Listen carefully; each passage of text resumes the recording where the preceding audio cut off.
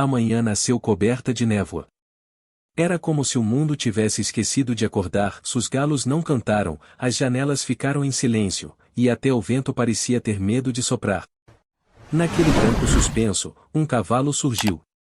Um alazão de crina escura, quase negra, com os olhos que refletiam o que o sol ainda não tinha coragem de mostrar. O homem que o conduzia também era feito de sombras, o fazendeiro solitário, de ombros largos e olhar distante. Ninguém sabia muito sobre ele. Só se dizia que vivia no alto das colinas, onde a terra era boa, mas o silêncio era melhor ainda. A aldeia, porém, sabia o suficiente. Sabia do acordo. Um cavalo por uma moça. Não dito em voz alta, mas murmurado atrás de portas, como uma prece que ninguém quer assumir. Ela tinha 18 anos. Não chorava, não sorria. Apenas observava o chão rachado, seco, igual ao coração do pai, que segurava o cabresto do animal com as mãos trêmulas. É um cavalo de bruma, disse o fazendeiro, e a frase ecoou como sentença. A mãe lhe pôs um chale azul nos ombros. Azul desbotado, mas firme, como se a cor fosse capaz de protegê-la do destino. Volte inteira, sussurrou, sem olhar nos olhos da filha. Mas como se volta inteira de um acordo assim? A carroça partiu lenta, gemendo nas rodas de madeira. A aldeia assistiu sem se mover, nem mesmo o cachorro latiu. Ela olhava para trás, vendo o rosto da mãe se dissolver na neblina, até que tudo fosse apenas cor e lembrança. O fazendeiro, à frente, mantinha as rédeas firmes. Não disse palavra. Não ofereceu conforto. Apenas guiou o cavalo como quem já sabe o caminho, como quem cumpre uma promessa antiga. Horas depois, o silêncio começou a mudar de forma. O som dos cascos no chão tornou-se um compasso, um ritmo que quase parecia batimento. E foi então que ela olhou para o animal, o cavalo de bruma, e viu que ele também a olhava. Não com pena, nem com autoridade, mas com reconhecimento. Como se dissesse, eu também fui trocado por algo. A estrada se estendia em curvas suaves, ladeada por campos que dormiam sob um manto de neblina. E quanto mais a carroça subia, mais ela sentia a distância crescer, não apenas da aldeia, mas daquilo que ela havia sido. Lá no alto, quando a fazenda finalmente apareceu, uma sombra sólida contra o céu, ela entendeu que não havia volta imediata. Mas havia algo novo ali. O som dos sinos das vacas. O cheiro de terra molhada. O rumor distante de um riacho. E o cavalo, que relinchou baixo, como quem pressente o início de uma história. Naquele instante, ela respirou fundo e, pela primeira vez desde que o acordo fora selado, não pensou em fuga. Pensou em começo. Porque às vezes a vida se disfarça de troca. Mas o que realmente entrega é caminho. E foi assim que ela desceu da carroça, os pés afundando na terra úmida, o chale azul pesando nos ombros. E o coração, pela primeira vez, batendo no mesmo ritmo que o cavalo de bruma. A estrada terminou onde o vento parecia nascer. Depois do último morro, surgiu a fazenda, silenciosa, imensa e quase viva.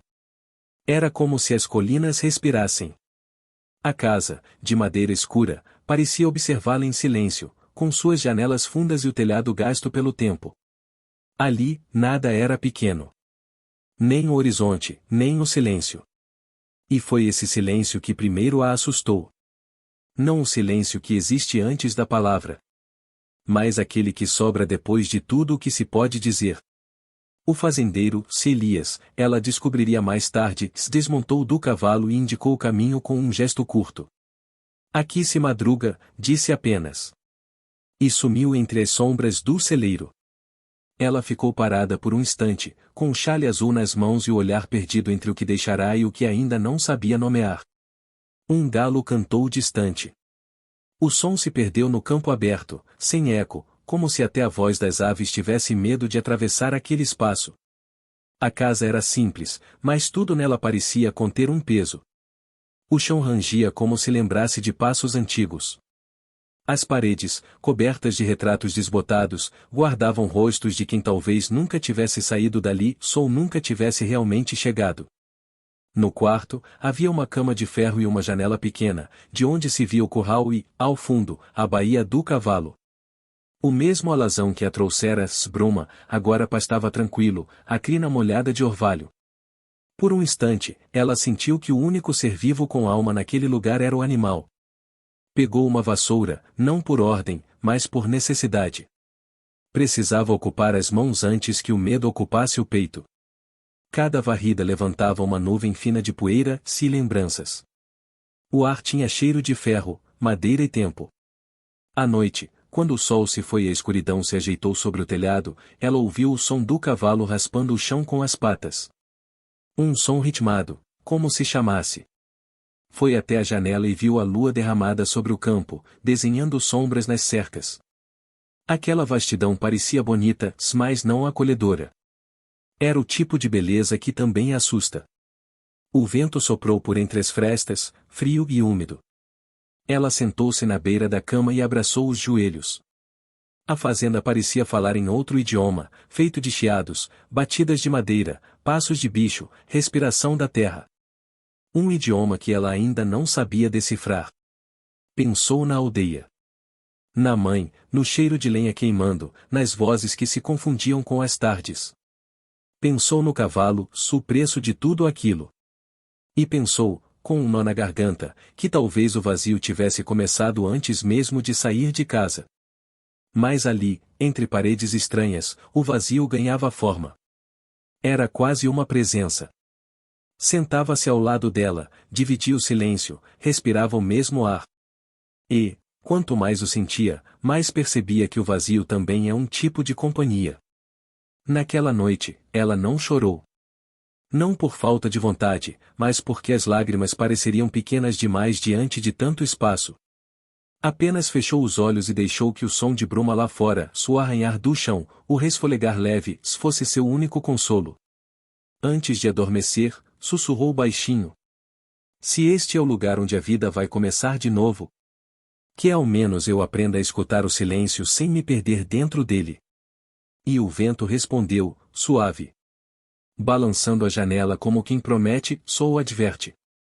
A fazenda dormia. E o vazio, pela primeira vez, parecia menos ameaça. E mais convite. O dia começou manso. O ar parado, as folhas imóveis, até os pássaros pareciam cochilar nas cercas. Mas o céu já sabia. Lá no alto, nuvens pesadas se reuniam em silêncio, costurando uma tempestade. Elias olhava para o horizonte com o senho fechado.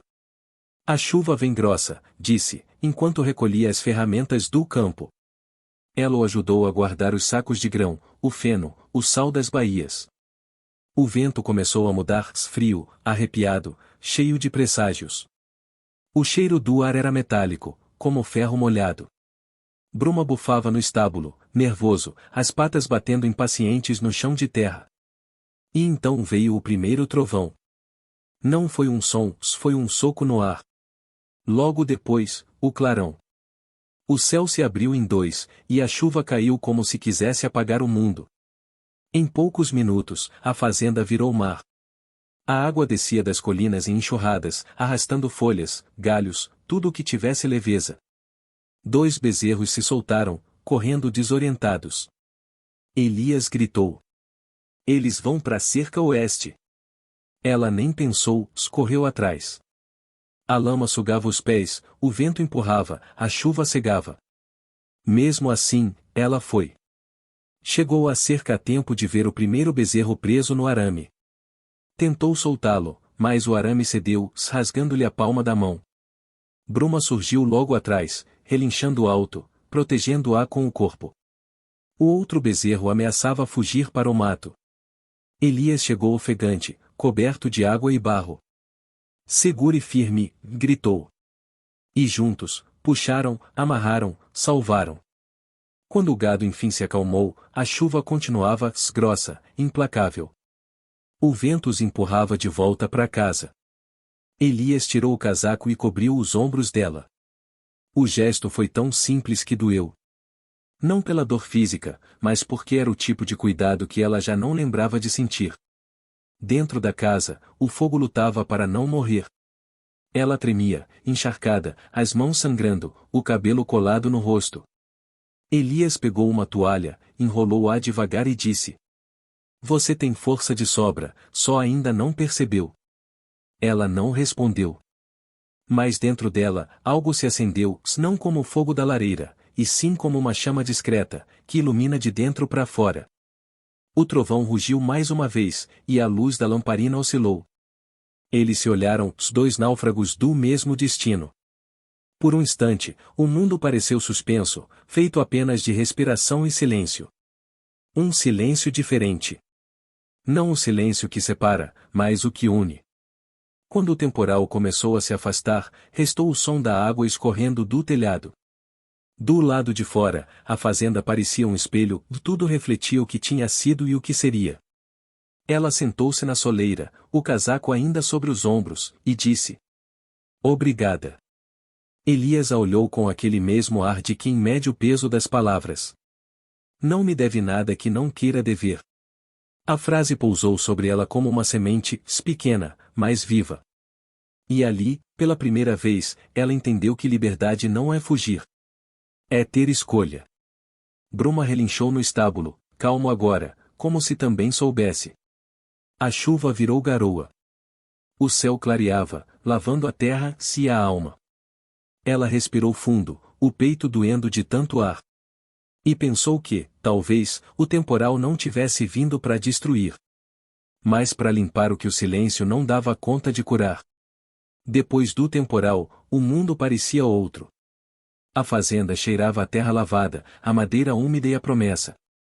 O céu, ainda embaçado, deixava passar uma luz nova, daquelas que não iluminam apenas, mas revelam. Ela acordou cedo, antes mesmo do canto do galo. Abriu as janelas e deixou o vento entrar, levando embora o restinho de medo que ainda morava no ar. O chão estava encharcado, mas firme. A vida, pela primeira vez, também. Enquanto varria o alpendre, viu Elias caminhando entre as poças, examinando os estragos. O temporal tinha levado um pedaço da cerca, derrubado uma árvore, enchido o poço de folhas. Mas havia algo diferente nele, o passo não era de quem lamenta, era de quem recomeça. Bruma pastava perto do curral, sereno, como se vigiasse o novo dia. Ela o observou e pensou que talvez aquele cavalo fosse o verdadeiro dono de tudo, do silêncio, da força e até das entrelinhas da vida. Mais tarde, Elias se aproximou, com o chapéu nas mãos. A terra vai precisar de cuidado nos próximos dias, disse. E eu também preciso ir à cidade. Vender as sementes, tratar dos papéis. Fez uma pausa e completou. Quero que vá comigo. Ela o olhou, surpresa. Para a cidade? Ele assentiu. Se vamos dividir o trabalho, faz sentido dividir os nomes nos papéis também. Ficou em silêncio por um instante.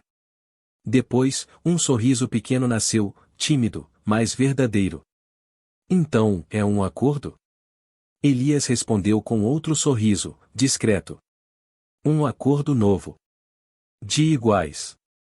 Aquela frase ficou ecoando dentro dela o resto do dia. Um acordo novo. Duas palavras simples, mas que, juntas, pareciam abrir uma porta invisível. Enquanto cuidava da horta, sentiu o sol nas costas, o cheiro da terra, o barulho da água correndo livre pelo sulco. E percebeu que o tempo tinha mudado de forma. Antes, o tempo era coisa que pesava, agora, era coisa que crescia. À tarde, abriu o caderno. Na primeira página em branco, escreveu com letras firmes: Acordo novo. Cuidar da terra. Ensinar o pequeno da vila a ler. Aprender o nome do vento. Descobrir o que me faz livre. Olhou para as palavras e sorriu. Era a primeira vez que escrevia um futuro, e não um inventário. Quando o sol se pôs, Elias ainda estava lá fora, consertando a cerca. Ela levou um jarro de água, ficou observando em silêncio. Depois que o campo seca, tudo parece novo, mas as raízes são as mesmas, ele comentou. Depende da gente o que nasce de novo nelas.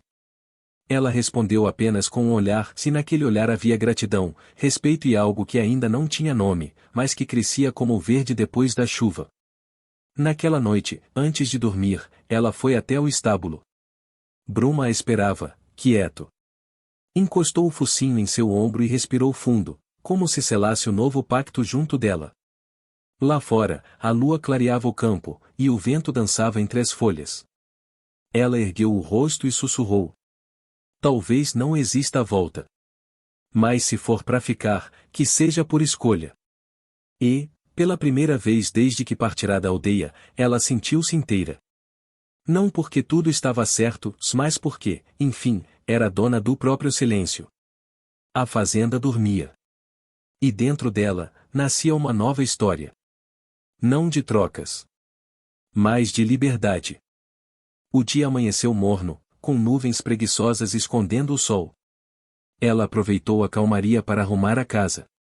Tirou o pó das prateleiras, limpou as janelas, dobrou os lençóis com o mesmo cuidado de quem dobra lembranças. A fazenda tinha muitos cantos, e cada um parecia guardar um segredo. E foi num desses cantos, a velha cômoda do quarto de Elias, que ela o encontrou. O retrato estava escondido no fundo de uma gaveta, sob panos de linho e ferramentas enferrujadas.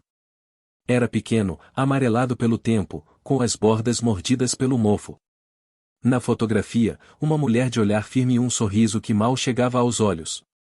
Ao lado dela, um menino, talvez de 10 anos, segurando um chapéu maior que a própria cabeça. Ambos parados, sérios, como se o fotógrafo tivesse pedido que não respirassem. Atrás, escrito à mão, lia-se: Abril, 1903. Ela ficou um tempo olhando, tentando entender o que aquele retrato fazia ali, guardado tão fundo, tão longe do olhar. Havia algo na expressão da mulher, um misto de ternura e tristeza, que a deixou inquieta. Dobrou o pano de volta, mas o retrato insistia em permanecer na mente, como um sussurro. À noite, quando o jantar terminou e o vento já sussurrava nas frestas da janela, ela tomou coragem. Esperou que Elias se sentasse à mesa, a lamparina entre os dois, e colocou a foto diante dele. É sua família? A pergunta saiu baixa, quase pedindo licença ao silêncio. Elias olhou o retrato por longos segundos. Não havia raiva, nem surpresa. Apenas um cansaço antigo que veio à tona. Foi, respondeu. Uma palavra curta, mas que carregava o peso de muitas outras que não foram ditas. Ela quis perguntar mais, mas algo nela, talvez respeito, talvez medo, a impediu. Elias levantou-se, pegou o retrato e guardou novamente na gaveta. O gesto foi lento, como se devolvesse o passado ao seu esconderijo. Depois, olhou para ela. Há coisas que a terra enterra melhor que a gente. E saiu, deixando o som dos passos misturar-se ao estalar da madeira. Sozinha, ela sentou-se junto ao fogo. O retrato ainda queimava dentro da mente, como se o rosto daquela mulher pedisse para ser lembrado. Pegou o caderno e escreveu. Alguns silêncios não são vazios. São cemitérios de histórias. Enquanto a chama tremulava, pensou no menino da fotografia. Quem teria sido ele? O filho? Um irmão?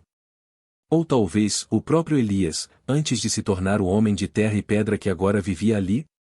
Do lado de fora, Bruma bufou, inquieto. Ela se levantou, foi até o estábulo. O cavalo parecia agitado, batendo o casco, como se sentisse algo no ar, uma lembrança que não era dele, mas rondava a casa inteira. Ela passou a mão pela crina e falou baixinho. Tem coisa que o tempo não apaga, não é, Bruma?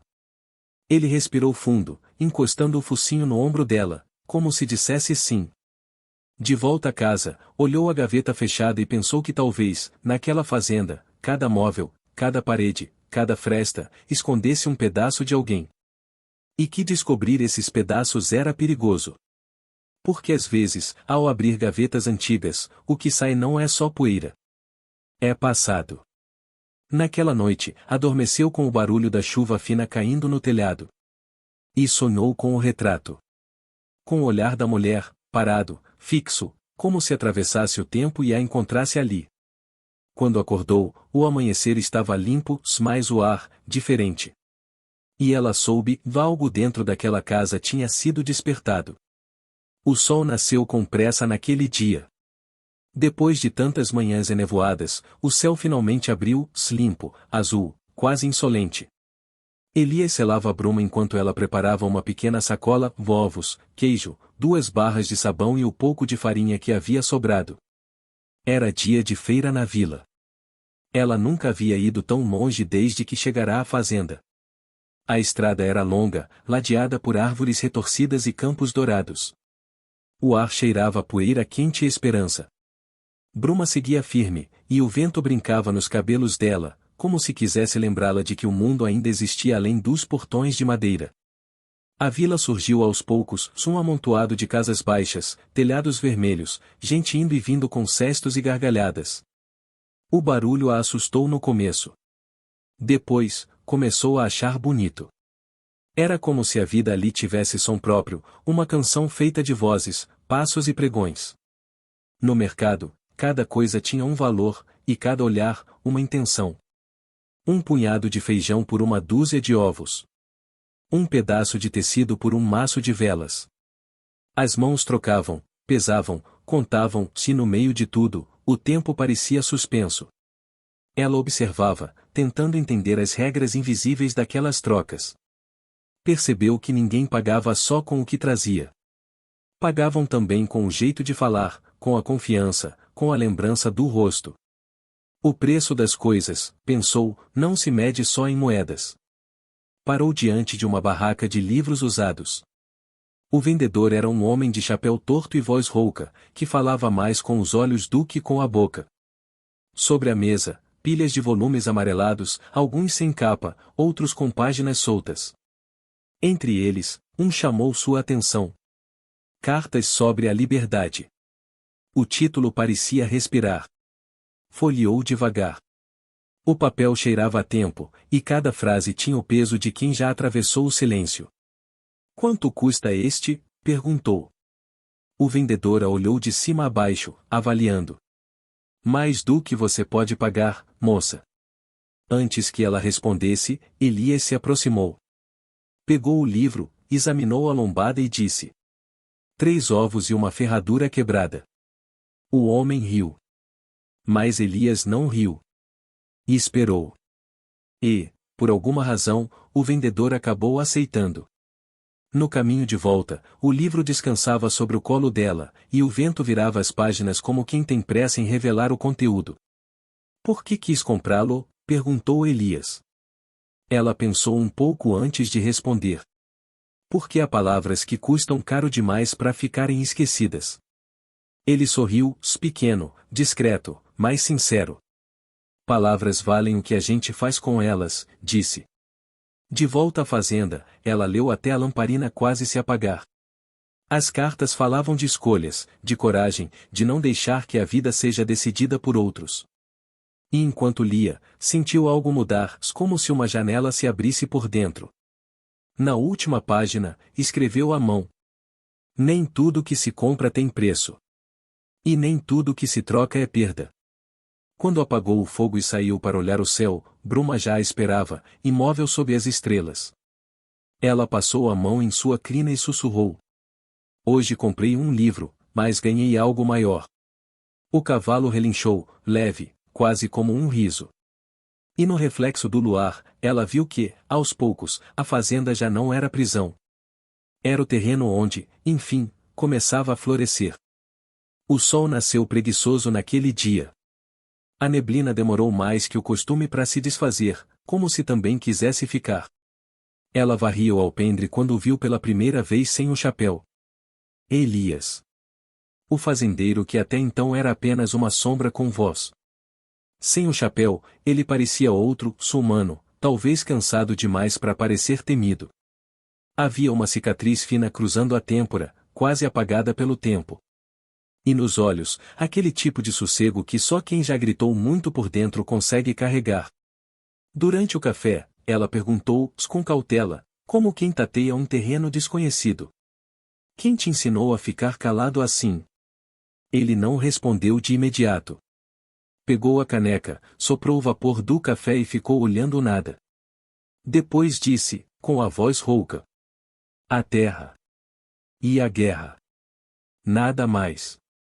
Nem quando, nem onde, nem contra quem. E nesse silêncio havia algo mais poderoso que qualquer relato. Ela entendeu que algumas dores não se contam, se cultivam, como sementes enterradas fundo.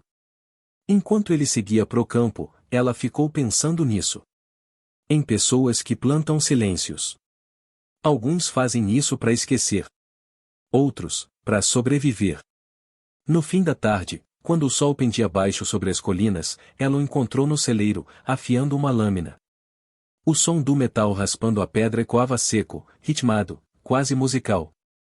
Silêncio também corta, ela perguntou, meio em tom de brincadeira. Ele levantou o olhar. Corta mais fundo do que parece, respondeu, com meio sorriso, o primeiro que ela viu. Depois, ficou sério. Você fala com as mãos.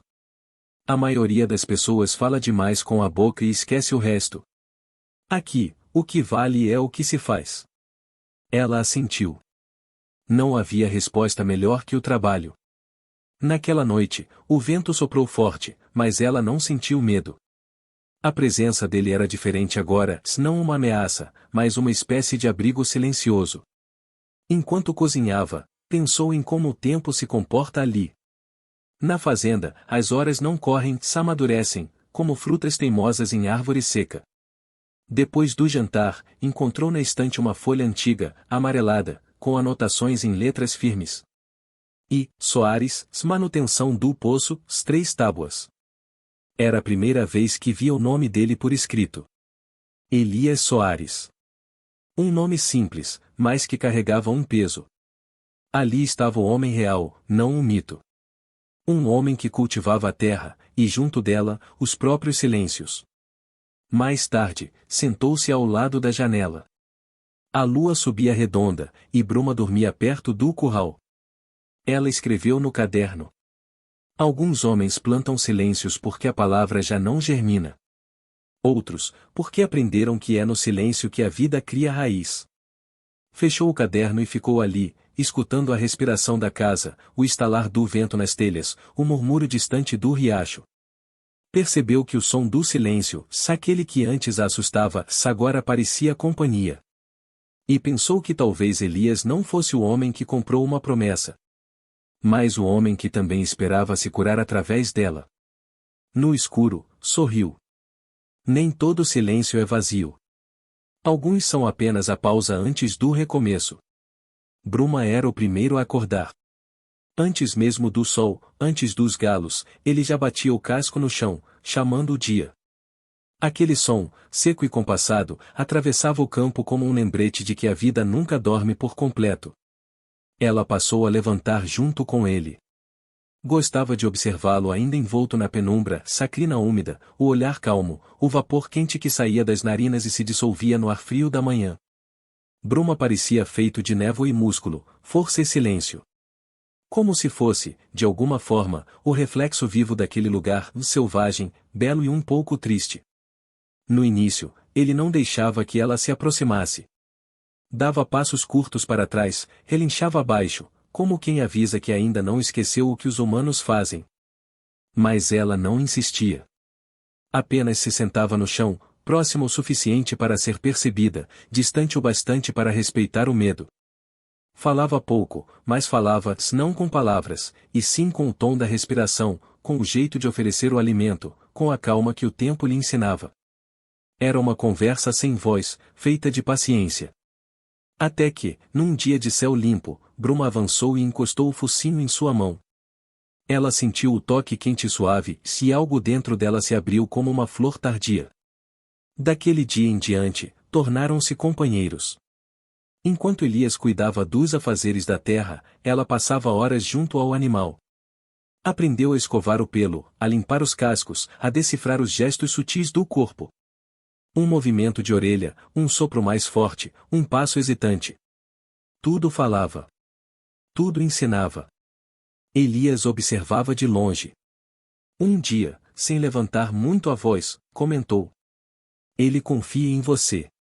Ela se virou, surpresa. Os cavalos têm memória de vento, continuou ele. Guardam o que não vemos. E entregam o que não esperamos. Ela não respondeu, mas sorriu. Aquela frase ficou ecoando por dias, memória de vento. Será que ela também tinha uma? À tarde, decidiu montar. Não por coragem, mas por curiosidade. Bruma hesitou por um instante, depois aceitou. A sela chiou sob o peso leve, e o mundo pareceu se mover mais devagar. Quando começaram a andar, o campo se abriu como um mar dourado. O vento brincava com os cabelos dela, o sol queimava suave, e a respiração dos dois se misturava num só ritmo. Foi o primeiro momento em que ela sentiu o corpo inteiro responder à terra, ao ar, à vida. Não havia lembrança do passado nem promessa do futuro. Havia apenas aquele instante, Sela, o cavalo e o horizonte. Quando voltaram, Elias estava à porta. Não correu? Perguntou. Não precisei, respondeu ela. Ele assentiu, satisfeito. Nem tudo que é forte precisa ser rápido. Mais tarde, sentada com o caderno no colo, escreveu. Bruma me ensina a caminhar sem pressa. A ouvir antes de agir. E a lembrar que confiança não se toma, se oferece. Fechou o caderno devagar. Lá fora, o céu começava a se avermelhar. Bruma pastava perto da cerca, e por um instante, ela teve a nítida impressão de que o cavalo também olhava o pôr do sol. Como se ambos soubessem, mesmo sem dizer, que aquele vínculo era mais que companhia. Era a lembrança de que a liberdade ainda existia dentro deles. E quando o vento soprou, leve, carregando o cheiro de terra molhada e feno, ela sorriu, certa de algo que não sabia explicar. Que Bruma, no fundo, não era apenas um cavalo. Era o eco de um destino que, aos poucos, começava a se revelar. O primeiro canto do galo veio antes da luz. Ainda era noite, mas a fazenda já respirava. Lá fora, o ar tinha gosto de frio e de amanhecer. Ela abriu os olhos devagar, como quem não sabe se está despertando para um sonho ou para um fardo. Na cozinha, o fogo dormia sob as cinzas. Com mãos cuidadosas, ela soprou as brasas até que o vermelho voltasse a pulsar. O calor se espalhou pelo fogão de lenha, lento, quase grato. Fez o pão, ferveu a água, separou o café.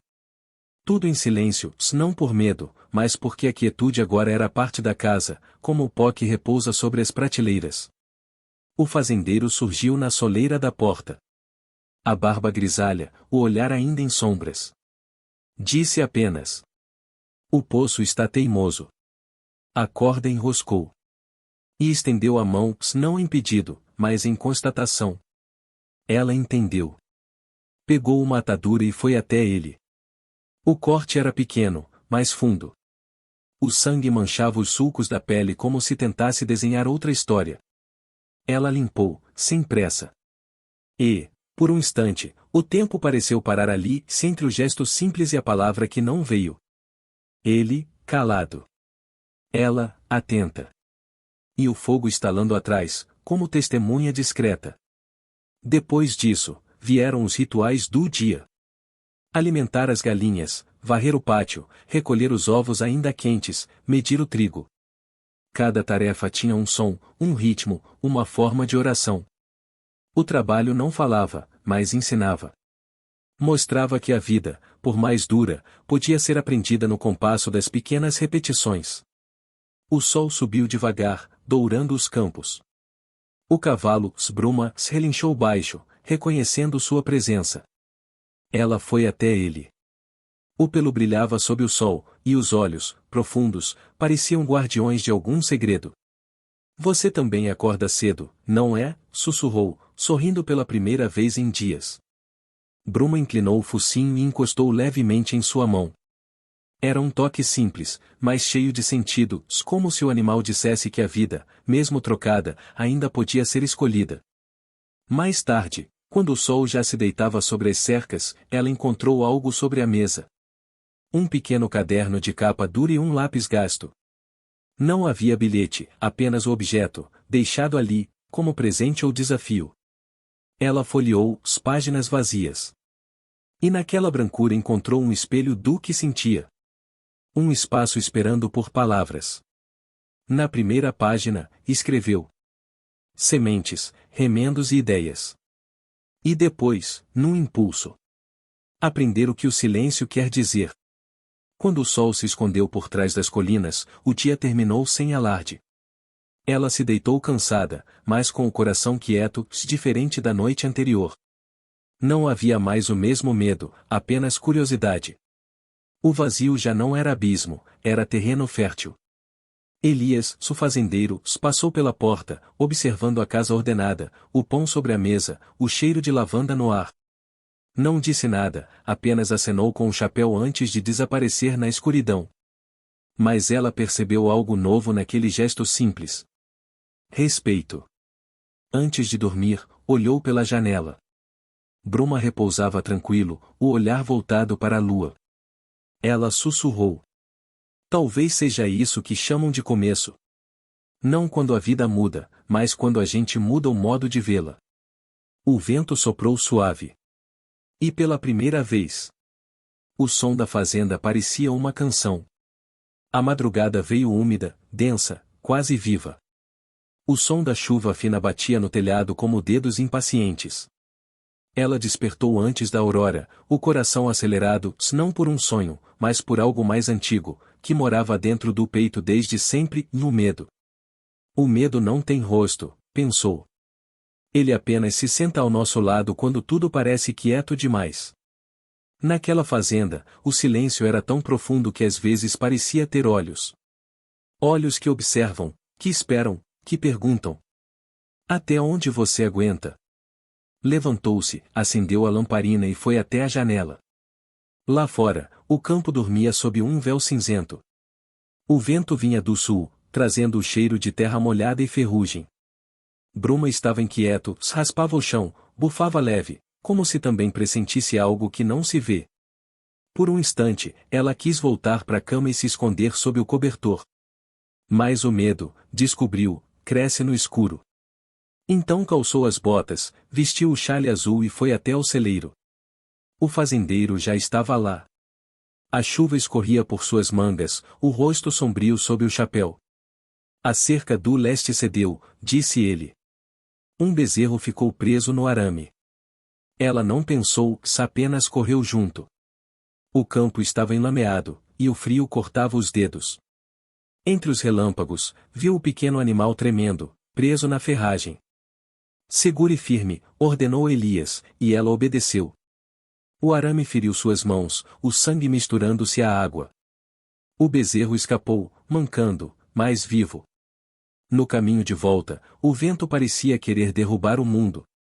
Elias parou, tirou o lenço do bolso e o mergulhou num balde com sal. Mostre as mãos. Ela hesitou, mas mostrou. O toque do sal queimou, uma dor viva, aguda, limpa. Ele observou sem pena, apenas atento. Medo é coisa viva, disse, enrolando o pano com firmeza. A gente dá nome para não perder. Ela o olhou, tentando entender. As palavras ecoaram dentro dela como algo antigo. Dar nome ao medo. Como se nomear fosse o primeiro passo para domar. Enquanto ele terminava o curativo, a chuva foi cedendo. O som do trovão se afastava, e o vento agora apenas sussurrava entre as árvores. Ela pensou em tudo que temia, o passado, o desconhecido, o próprio destino, se percebeu que não era o fazendeiro quem a assustava. Era o que ela via quando o espelho da alma ficava limpo demais. Então, quase num sussurro, falou. O meu medo se chama Bruma. Elias a encarou, sem surpresa. Por quê? Porque ele é bonito e selvagem. E eu nunca sei se vai me proteger ou me derrubar.